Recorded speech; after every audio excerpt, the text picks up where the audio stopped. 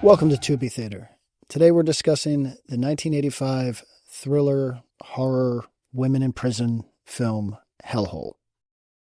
From jump, you'll be hypnotized by Judy Landers.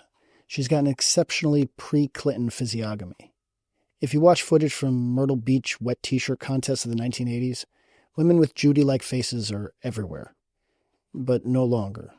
People with this face do not exist anymore. If you're in your mid-30s, it's possible your mom had this face.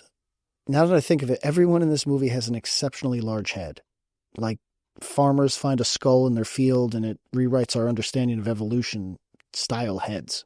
So big, massive heads. And just when you think the craniums can't get any bigger, the all-time head goat, the king, the maniac cop himself, Robert Z'Dar, shows up in his first film appearance. So what's the story of HELLHOLE? Something about unscrupulous real estate magnates hiring contract killers. Maybe. I don't know. Judy's mother has some information worth killing for, so she's strangled in front of Judy, and then Judy falls out a window. Judy takes that pretty hard and ends up in a women's sanitarium with amnesia. The sanitarium is a funny place because it's also a prison, I think. I'm just going on the fact that there's non-crazy prisoners punching each other in the shower. And it's also a research facility of some type. Like a combination Taco Bell, Long John Silver's, but prison science. Subplots abound here. We've got Marjo Gortner of Marjo fame. And on my welfare, I'll have this vow to be like wed husbands to live together after God's ordinance and the holy estate of matrimony. You should look that one up. As the hesitant lobotomist. Richard Cox as the investigative reporter going undercover as an orderly. And Ray Sharkey. How are you? As the killer who becomes a live-in orderly at a women's prison to get to Judy. What's it? It's me, Vera. Fun fact about Ray. Around the time of this movie, his cocaine habit was $400 a day, which I checked, adjusted for inflation, comes to about $1,000 a day in current U.S. currency. A less fun fact about Sharkey is that he died of AIDS and was lying about his status to his partner, who claims he also gave her AIDS. Apparently his estate has been sued a few times by women saying he gave them AIDS. I should mention this film has very light sci-fi horror vibes with the mad scientist angle. She's played by Mary Woronov. Really big head here. Just back to that big head thing. Very big head. Everyone in this film looks a little like the Marlboro Man. Anyway, she's insane and doing experiments on patients or convicts or whatever they are. She's accused of doing it for sexual pleasure. You're just using these experiments for your own sexual hang-ups. At least I have sexual hang-ups.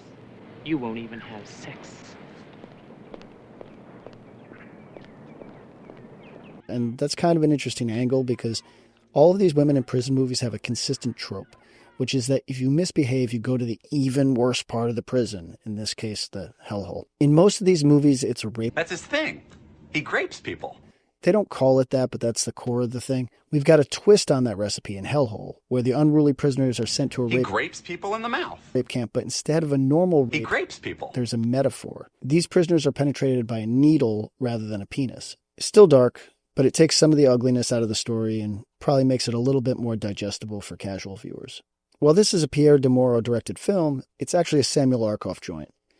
Arkoff is one of those exploitation kings who took lemons and made lemon drink. He had a formula, and that's not speculation. He called it the Arkoff formula, which is conveniently expressed as an acronym that spells his last name.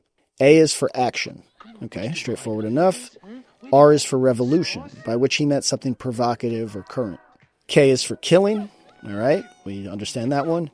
O is where the acronym gets stretched a bit. It stands for oratory, by which he means good dialogue. Don't fuck with me. Why not? Because if you don't do what I tell you, your ass will be in deep trouble. F is for fantasy, and he doesn't mean dragons and shit. He's talking about fantasy fulfillment. Are the characters doing something the audience dreams about doing? And the second F is for fornication, which is sex. Wow. I believe in this formula, clumsy as it is, and the proof is in the pudding. HELLHOLE is good exploitation cinema. Now, could I pick the formula apart here and ask questions like, what's the fantasy? Are we supposed to identify with the woman with the traumatic brain injury? Or are we supposed to identify with the human traffickers? Yeah, sure, but the film works. Arkoff formula validated. I'd be negligent in my review if I didn't mention that HELLHOLE is also at times a very beautiful movie. I don't I don't mean well acted. It's definitely not that. I don't mean that the script is terribly compelling. Definitely no. What I mean is it's good looking. It's stylish. It's very flat when they're on the surface. And then when they go to the hellhole, it's all directional gels of blue and red. It looks like a Japanese film, to be honest. It's just more than you anticipate for a film called Hellhole about a woman in a sanitarium. I was really impressed. It's not interested in depicting anything real. It's just going for vibes. And in that capacity, it's really effective.